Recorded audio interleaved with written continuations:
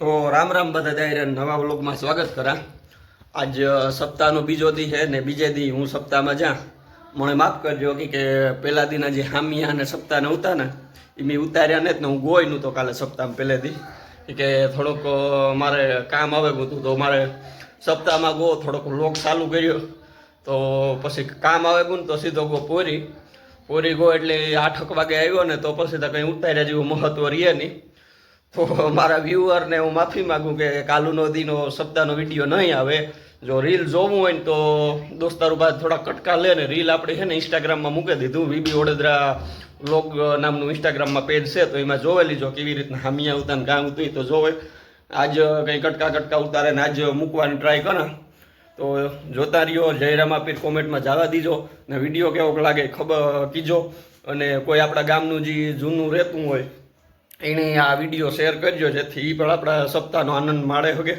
અને આપણે ગામમાં સપ્તાહ લાઈવ છે યુટ્યુબ ઉપર એનું ચેનલનું છે ને લિંક હું મારા નીચે કોમેન્ટ તમે જ્યાં મારો ને ત્યાં બતાવી છે તો જોવું હોય તો આગળ ના જે જોવે લીજો।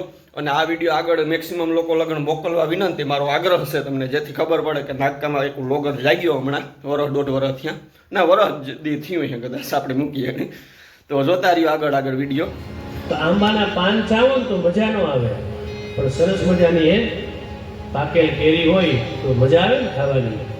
તો સૂતજી સૌનક વગેરે એમ કહે છે કે હે બાપજી હે સૂતજી કથાને અમને કથાનો સાર કહો। શું કામ? અનંત શાસ્ત્રમ બહુલાશ્ચ વિદ્યા અલ્પશ્ચ કાલ બહુ વિઘ્નતા ચ યદ સારભૂતમ તદુપાસનીયમ હંસો યથા ક્ષીરમિવાંબુમધ્યાત। અનંત શાસ્ત્રમ શાસ્ત્રો અનેક છે। અનંત શાસ્ત્રમ બહુલાશ્ચ વિદ્યા વિદ્યા પણ ઘણી છે અને તમારા મારા પાસે સમય બહુ ઓછો છે અને કામ જાજા છે વિઘ્નો જાજા છે તો શું કરવું? બોલે જે સારું લાગે ને લઈ લેવું। જેમ હંસ પાણીને અલગ કરી લઈએ અને દૂધને ગ્રહણ કરી લઈએ એમ જે સારું લાગે એ લઈ લેવું અને જે ન ગમે એને છોડી દેવું।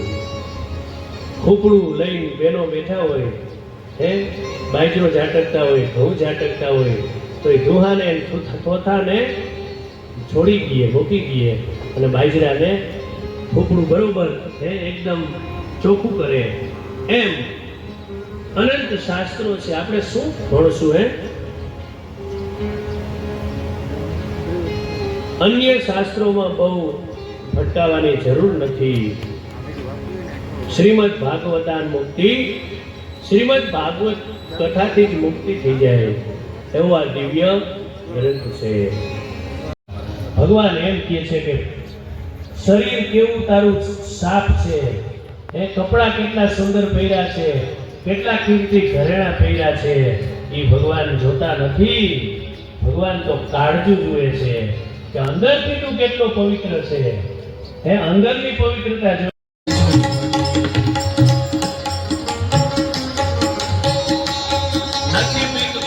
મને આ જગતમાં આ જંગલ હોય અને એમાં સિંહ જેનો મિત્ર હોય જંગલનો રાજા એને બીક કોઈની હોય એમાં સંસાર એક જંગલ છે અને ભગવાનની આ ભાગવત કથા છે ને એ સિંહ છે અને એનો જે મિત્ર બની જાય એ ભાગવતનો જે સંગી બની જાય કોઈની એને બીક નથી એને કોઈનો ડર નથી કારણ કે સિંહ રાજા અને ઈ મિત્ર એનું કોણ પછી ખરાબ કરી શકે।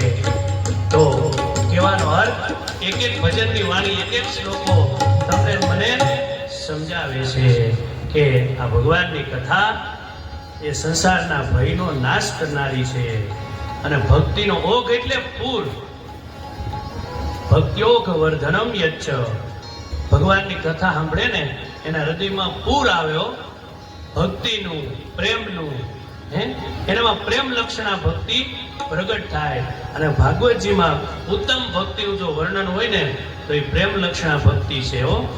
નવ ભક્તિ તો છે જ. શ્રવણમ, કીર્તનમ, સ્મરણમ, પાદ સેવનમ, અર્ચનમ, વંદનમ, દાસ્યમ, સખ્યમ અને નવમી આત્મનિવેદન. પણ જો 10મી ભક્તિમાં તમને ને મને પ્રેમ જાગી જાય તો ભગવાન આરે સુરતા લાગી જાય. એમ જે લોયણે કીધું લાખાને, એ જીરે લાખા એ 10મી એ ભક્તિમાં તમે પ્રેમ જગાડો જી હો જી. સુરતાને શૂન્યમાં મળ્યા છે તો 7 દિવસ આનંદ કરી લઈ. આમાં કાલની ખબર નથી. હે આ તો કોક આપણા પૂંજા ભગત હે 27માં પરબની જગામાં જેણે 46 વર્ષ તપ કર્યું. હે બધેથી અન્ન ટુકડો ઉઘરાવી અને રક્તપીતિયાઓની સેવા કરી. અને આવા મહાપુરુષના હું તો એમ કહું કે એના ભજનથી હે પૂંજા ભગત સ્વયં દ્વારકાનાથજીને દર્શન દેવા આવે અને હુકેલા વડલાને લીલો કરી દે. આવા મહાપુરુષો આ ધરામાં પ્રગટ થયા છે. તો હું તો એમ કહું કે આવા મહાપુરુષોની કૃપાએ જ અહીં દ્વારકાનાથ આવ્યા છે. હો ખૂબ આનંદની ઘડી કહેવાય. હો આનાથી બીજી આનંદની ઘડી હોય નહીં. હો આ સંતો લખે ને કે આનંદ ઘડી હેતે ભજવા હરી. હે મારા સંતો સુહાગી મળ્યા આનંદ ઘડી. તો તમારા ને મારા માટે આ મહાપુરુષોનું સાનિધ્ય, મા ચામુંડનું સાનિધ્ય, હત્યાઈમાં અને પૂંજા ભગત જેવા મહાપુરુષોનું આ સાનિધ્ય છે. તો 7 દિવસ આ સાનિધ્યનો બરોબર ઉપયોગ કરજો. મેં કીધું એમ લાડવાય ખાજો ખૂબ અને કથાએ સાંભળજો. આમ ભાવથી. હો કથા ઉગવી જોઈએ. આવો 10 મિનિટ ચાય પાણીનો વિશ્રામ અને પછી આગળની કથા સાંભળશું. બહેનોને રમવું હોય તો એ જ છે, બાકી અમારા કોઈથી કંઈ ન થાય. અને ખાલી સત્યાય મિત્ર મંડળના મિત્રો અહીં જ નહીં પણ સત્યાય મિત્ર મંડળના નામથી જે આપણા દેશ વિદેશમાં પણ અહીંથી ગયા છે ઘણા છોકરા. અહીં રહી પોતાને કામ આપે છે. વિદેશમાં રહેનારા માણસો પણ અમને એટલો જ સપોર્ટ કરે છે. બરોબર. તો સત્યાય મિત્ર મંડળ કોઈ 1, 2 કે 5 વ્યક્તિનો નથી. નાગકાના તમામ યુવાનો જે મા સત્યાને પોતાની માને છે, પૂજા બાપાને પોતાનો માને છે, એમનું છે. કોઈએ ખાસ કોઈ નામજોગ નોંધ લેવાની નથી કે અમે 2, 4 જણા 5 જણા. સત્યાય માને માનનારા તમામ મિત્રો સત્યાય મિત્ર મંડળના છે. સભ્યો છે.